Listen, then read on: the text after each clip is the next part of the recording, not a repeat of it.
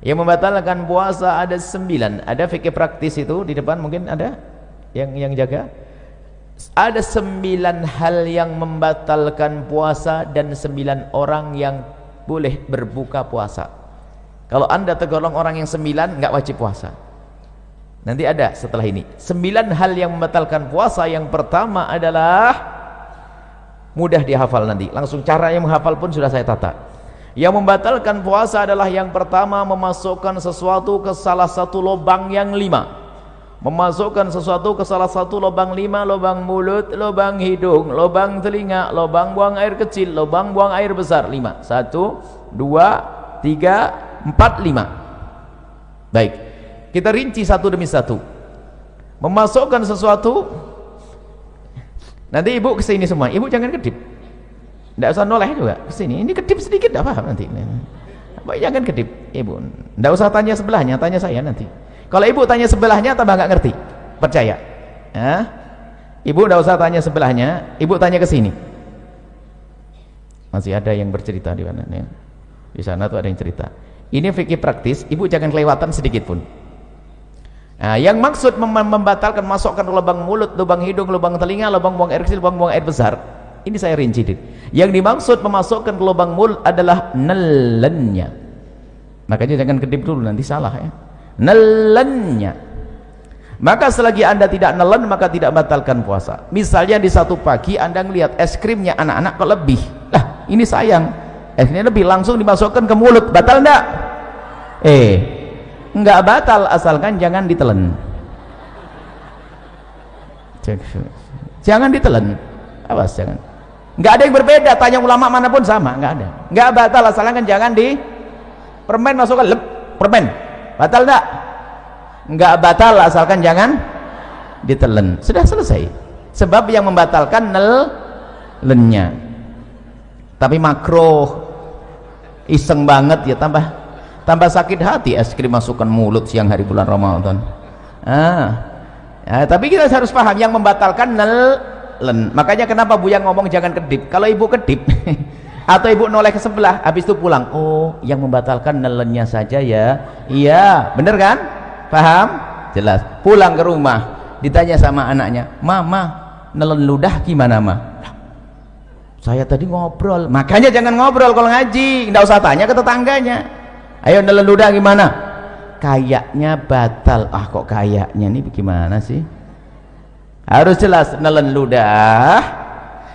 ludah itu tidak membatalkan puasa dengan catatan ada 3. Jadi nelen ludah itu tidak membatalkan puasa asalkan ada catatan 3. Yang pertama, ludahmu sendiri. Sudah tidak usah bingung kalau belajar dengan kami, ibu matanya ke sini aja, ibu gak usah bingung, nanti ibu paham sendiri, tidak usah bingung, tidak usah. Saya pikir yang paling mudah itu ibu paham gampangnya. Yang pertama, ludah ditelan itu tidak membatalkan puasa asalkan ludah ibu sendiri. Ludahnya orang lain batal ya, masa ludahnya orang ini ya. Cuman kalau ngomong ludahnya orang lain itu jangan dibayangin ada ludah di meja langsung itu jorok banget itu. Anda memang belum belajar bagaimana keharmonisan dalam rumah tangga.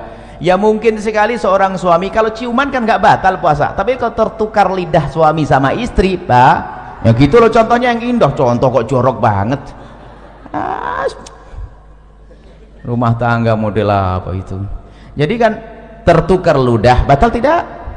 Batal karena bukan ludahnya sendiri. Jadi kalau ludah orang lain batal. Yang kedua, ludah ditelan tidak membatalkan puasa asalkan ludah masih ada di dalam mulutnya. Tapi kalau ludah itu ibu iseng mulai pagi sampai siang dikumpulkan di gelas, sampai dapat setengah gelas, masya Allah, taruh di kulkas dingin. Setelah itu ibu minum di siang hari, batal enggak? Batal karena sudah keluar dari mulut. Kalau sampai enggak paham omongan yang begini, masuk SLB, dibuat yang gampang begini. Maka jangan noleh-noleh, sudah saya bikin yang paling gampang.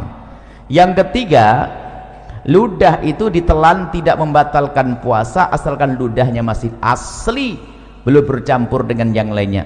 belum campur sama permen, belum campur sama kopi, belum campur sama es krim. Jelas? Baik, kalau saya punya ludah begini saya telan, tidak batal puasa saya karena ludah masih ada di mulut saya, ludah belum bercampur dengan sesuatu, dan ludah saya sendiri. Selesai? Baik, sudah jelas yang pertama, nggak usah bingung. Berarti kalau ditanya anaknya, ludah batal enggak Mi? Jelas tidak, asalkan begini. Sebab ada orang ditanya, Ustadz, nelan ludah batal enggak? Kayaknya enggak. Kayaknya enggak. Ini fikih apa itu? Nelan enggak salah itu? Kayaknya enggak. Enggak ada, harus tidak. Begitu, selesai. Kemudian setelah itu masukkan lubang hidung. Nah, masukkan lubang hidung. Memasukkan ke lubang hidung membatalkan puasa. Langsung ada yang stres. Pengajian paling tidak enak. Kenapa Ibu? Saya punya hobi aduh, ini gimana ini? Nah, makanya kalau ngaji lanjutin, jangan ngobrol, jangan main HP. Ngaji main HP ketinggalan dengan ngobrol sama Tuhan. Nah, yang dimaksud membatalkan puasa, memasukkan sesuatu ke lubang hidung adalah jika sesuatu itu telah kita masukkan sampai kepada batas yang seandainya yang kita masukkan itu air, kita akan merasakan panasnya gerak bagian atas, ya nak? Kalau kita masukkan air panas ya bagian atas. Maka kalau kita masukkan sesuatu ke lubang atas sampai bagian atas yang panas, itulah maka batal puasa kita. Tapi kalau kita masukkan sesuatu masih lubang bawah, itu tidak membatalkan puasa. Maka kami sampaikan kepada semuanya kabar gembira bagi yang suka hobi, bahwa ternyata ngupil tidak membatalkan puasa. Selesai. Cuman jangan di depan umum, malu lah ya, ditutup lah. Selesai. Paham atau belum? Saya sambung bab wudhu dulu. Wudhu berkumur batal enggak? Ibu kumur, ya Allah, ibu ini baru Ustadznya belum pindah. Ibu kalau berkumur batal enggak? Nah, asalkan airnya jangan di gitu aja kok pusing nih, ngapain sih ngajinya bagaimana ini? Saya belum pergi. Kumur sunnah bahkan, bukan. Jadi ibu kalau bulan Ramadan tetap kumur ya, hukumnya sunnah. Coba batal enggak? Berarti omongan saya salah enggak tadi? Masukkan satu ke lubang mulut tidak batal asalkan jangan di selesai. Baru gamblang. Ada ibu yang bengong kok enggak batal masukin permen ya, kok enggak batal masukin permen ya, kok enggak batal. Makanya ngaji yang benar sekarang. Wong kumur sunnah kok. Baik, kalau kumur biarpun berpuasa. Kemudian saya kasih ilmu lagi. Kalau anda lagi berkumur di bulan Ramadan, kemudian sudah anda buang airnya, maka anda jangan ragu lagi. Biarpun ada rasa dingin-dingin itu dimaafkan. Asalkan waktu anda membuang air kumur tadi, anda buang 100%. Nggak ada yang ditahan sedikit pun. Kalau ada ditahan batal. Tapi dibuang, sisa dingin itu nggak ada masalah. Pasti ada sisa dingin karena apa? Air. Selesai ya? Sama di dalam berwudu istinsak, memasukkan air ke dalam hidung ya, sekedarnya, jangan sampai ke derajat tempat yang panah. Itu adalah tidak membatalkan, hukumnya tetap sunnah. Baik, kalau masukkan untuk kumur sunnah, tapi masukkan es krim makruh, tapi sama-sama tidak batal puasa. Masukkan es krim makruh, asalkan jangan ditelan, tidak batal. Masukkan kumur air wudu sunnah. Baik, apa perbedaannya dua-duanya? Kesamaannya sama-sama tidak batal, perbedaannya kalau kecelakaan. Jadi begini ibu, kalau ibu lagi berkumur wudu, tak taunya ada petir jeder begitu kok ketelen, itu rezeki, nggak batal. Karena apa? Ibu menjalankan perintah lalu ketelen. Diperintahkan, sunnah itu kan diperintahkan, paham ya? Tapi masukkan es krim diperintahkan enggak? Nah, berbeda kalau ibu lagi main-main rapkan ilmu, kata Buya nggak batal masukkan es krim. Baru masukkan es krim, nginjak kucing digigit, ketelen, batal. Main-main, ngapain es krim masukin mulut?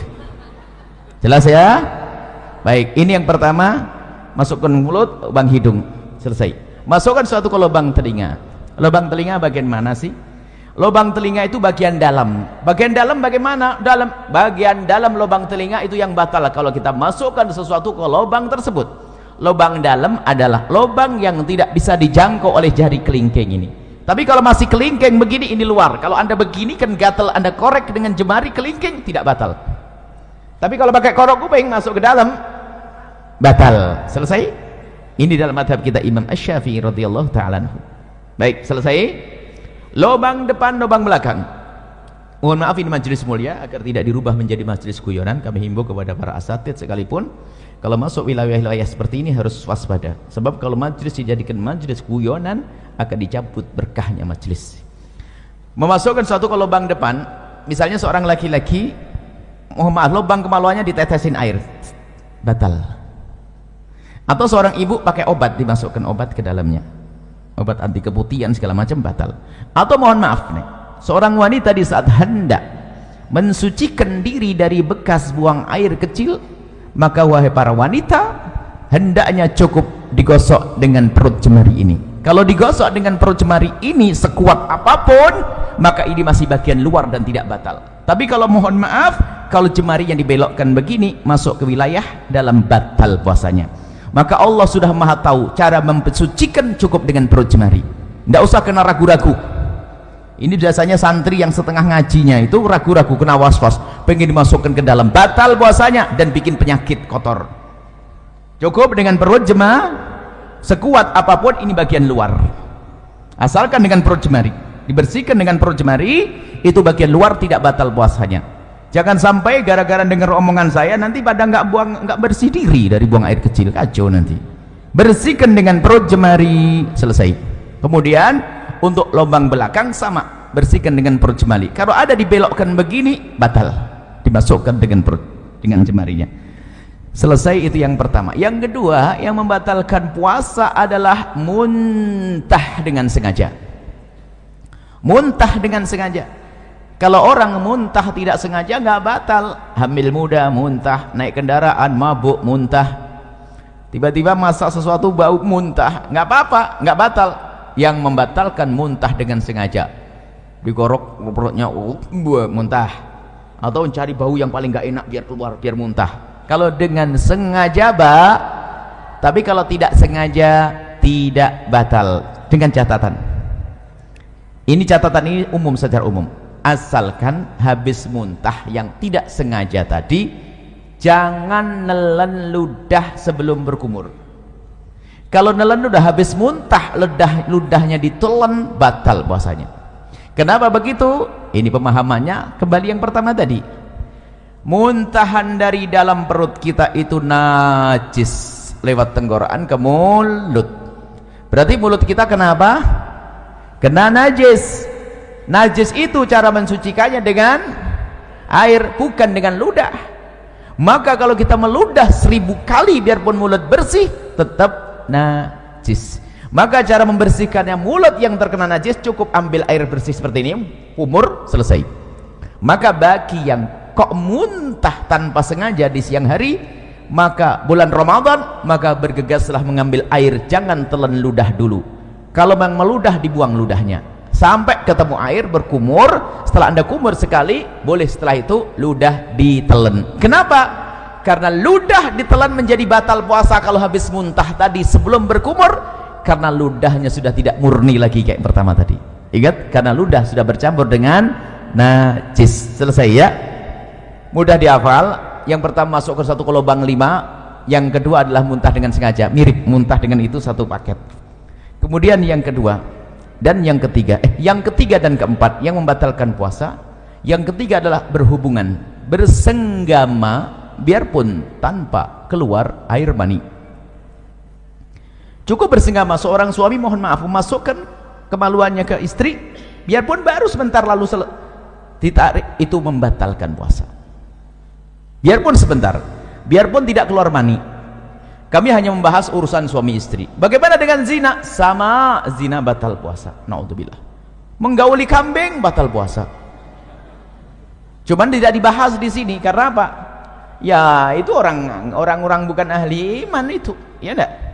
Kita bicara yang halal. Memasukkan bersenggama biarpun tanpa keluar mani, senggama yang sengaja. Ukuran membatalkan bagi seorang suami sederhana. Mohon maaf ini majelis mulia, Jika seorang suami sudah memasukkan semua wilayah kepala kemaluannya, kepalanya saja, ke wilayah wanita, batal puasanya. Tidak harus semua batang kemaluannya, tapi cukup kepalanya saja sudah batal. Awas, ini harus paham di sini, hati-hati. Kemudian bagi seorang wanita berbeda. Kalau wanita tidak harus semua kepala kemaluan suami, tapi cukup kemasukan sedikit saja sudah batal. Kemasukan sedikit sudah batal. Masuk bab yang pertama tadi. Masuk yang pertama tadi, membatalkan suatu, masukkan suatu dengan sengaja. Maka saya ingatkan balik yang pertama. Mohon maaf, wahai para wanita, dicium suami tidak membatalkan puasa. Seorang suami, mungkin suamimu adalah orang yang sangat genit, sering cubit-cubit, gak batal puasa. Termasuk jika suamimu memegang wilayahmu, wahai para wanita, tidak batal puasa. Dengan catatan, asalkan jemarinya tidak dimasukkan. Kalau jemarinya dimasukkan dan anda membiarkan, batal puasa anda. Mohon maaf, ini majelis mulia, tolong diangkat wibawa supaya tidak jadikan bahan guyonan. Kemudian setelah itu, yang ketiga kan bersenggama biarpun tanpa keluar mani. Yang keempat adalah keluar mani dengan sengaja biarpun tanpa senggama. Keluar mani dengan sengaja, mohon maaf, naudzubillah, mungkin dengan onani, dengan apa, sengaja mengeluarkan mani, maka batal puasanya. Tapi kalau keluar mani tanpa sengaja, tidak batal puasa. Mungkin seorang lagi tidur di siang hari, ternyata mimpi basah, dilihat ada air mani, maka tidak batal puasanya. Selesai. Jadi keluar mani tanpa sengaja, biarpun tanpa senggama, selesai. Dapat berapa? 4. Sekarang 5, 6, 7. Biar ngafalnya gampang. 5, 6, 7, haid, nifas, melahirkan. Satu paket. Haid, nifas, melahirkan. Seorang wanita lagi puasa jam 5 sore keluar darah haid, batal puasanya. Seorang wanita yang ahli ibadah biarpun hamil tua tetap puasa. Setelah puasa di hari itu jam 4 sore bayi lahir, batal puasanya. Melah ya nih. Yang pertama adalah haid, yang keempat 5 haid, 6 nifas, 5 melahirkan. Hafalannya harus jelas ini ya. Melahirkan bayi atau bakal bayi. Tolong diingat kalimat bakal bayi di sini. Bayi atau bakal. Kalau bakal bayi itu apa? Keguguran. Jadi kalau keguguran batal enggak? Batal enggak? Hah? Iya, jangan kaget digituin saja sudah berubah. Kan sudah ngomong bayi atau bakal bayi. Kalau kata bidan, aduh sabar, berarti batal puasanya. Selesai? Dapat 7. Yang ke-8 sendiri. Yang ke-8 adalah hilang akal. Hilang akal. Hilang akal ini ada 3 martabat, ada 3 model. Yang pertama adalah gila. Gila. Kalau ada orang gila, saya tidak bisa nyontohin. Gila itu gimana? Gila, misalnya lagi ngobrol begini kok tiba-tiba gila, batal puasanya. Biarpun gilanya sebentar.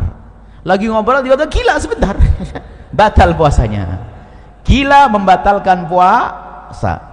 Hilang akal martabat yang kedua adalah pingsan. Hilang akal tidak pingsan? Pingsan membatalkan puasa kalau pingsannya itu sehari penuh. Habis sahur pingsan, sadar-sadar isya. Puasanya batal. Karena apa? Pingsannya sehari ini kebalikan dari gila tadi. Tapi kalau kita pingsan kok sempat sadar di siang hari biarpun sebentar, puasanya sah. Contoh, pingsan habis sahur, tak taunya bangun-bangun zuhur, kaget lihat matahari, pingsan lagi dia sampai isya. Puasanya sah atau tidak? Sah atau tidak? Sah karena sempat sadar biarpun sebentar. Selesai. Hilang akal yang ketiga, tidur. Tidur ini tidak membatalkan puasa biarpun tidurnya sehari penuh. Habis sahur tidur, bangun-bangun isya. Bukan kerbau ini. Kalau kerbau masih suka bangun itu. Kalau ada orang tidurnya kayak begini, tidurnya apa nggak tahu. Bangun habis sahur, tidur bangun-bangun ini, puasanya sah atau tidak? Sah atau tidak? Ya sah lah bu. Ini kan bukan bab sholat ibu, ini bab puasa. Kalau bab sholat lain cerita nanti ya. Lah kalau orang tidur beneran ya sholatnya nggak dosa kok. Orang tidur tuh termasuk udurnya sholat kok. Cuman ya keterlaluan, masa ada orang tidur kayak begitu. Baru sholatnya diqadha nanti. Tapi yang nggak sah itu sengaja, saya mau tidur nggak mau sholat. Nah ini nggak bener. Orang namanya tidur, ada tidur berapa tahun, 350 tahun ada kok, ya kan? Baik, jadi tidur tidak membatalkan puasa. Sama-sama hilang akal ya, harus paham. Hilang akal ada 3 model. Yang ke-9 adalah murtad.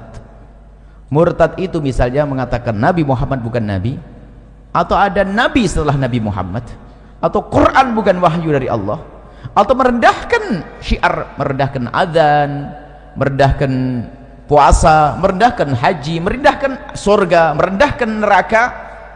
Itu murtad, keluar dari iman. Kalau orang murtad langsung batal puasanya.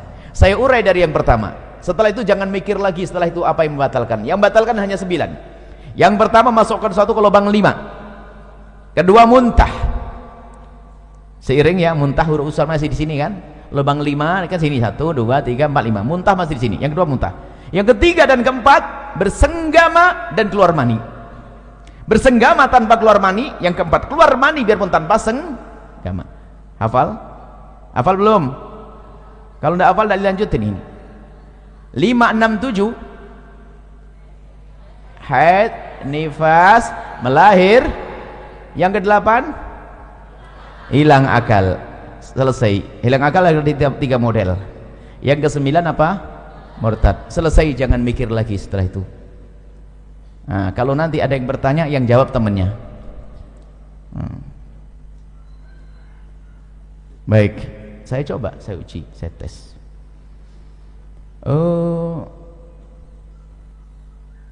Pernah sakit mata? Semoga tidak sakit, amin. Kalau sakit mata, pernah tidak dikasih obat? Pahit tidak di tenggorokan? Batal tidak puasanya? Kan baru di sini Bu Yas. Saya ngajar di sini kok bisa ngomong. Memang Bu yang ngomong ada mata tadi. Kok jadi batal, bagaimana ini ceritanya? Kok nambah sendiri? Inilah belajar yang nggak bener. Suka ngarang begini nih. Ayo. Memang saya ngomong apa? Mulut, mata. Hah? Oh hidung. Lah kok ada yang batal, dari gimana Bu? Nah ini baru di tes 1 sudah gagal nih. Jangan-jangan yang lainnya nggak paham nanti. Coba, batal enggak masukkan ke mata, ke paha, masuk ke dalam. Wah, batal enggak? Jangan. Bahkan ini orang cerdas suatu ketika. Ini ikatan dokter. Ikatan dokter kalah sama Anda. Tiba-tiba, Buya, hukumnya cabut gigi siang hari bulan Ramadan batal enggak? Batal enggak coba? Gigi.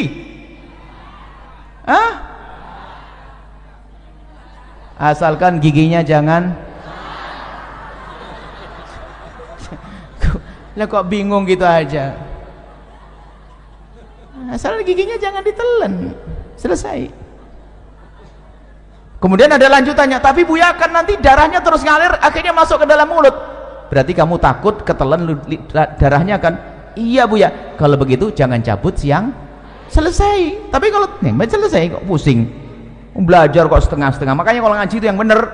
Ngaji ngantuk. Nah, jelas ya? Baik, nanti boleh tanyalah apalah setelah ini.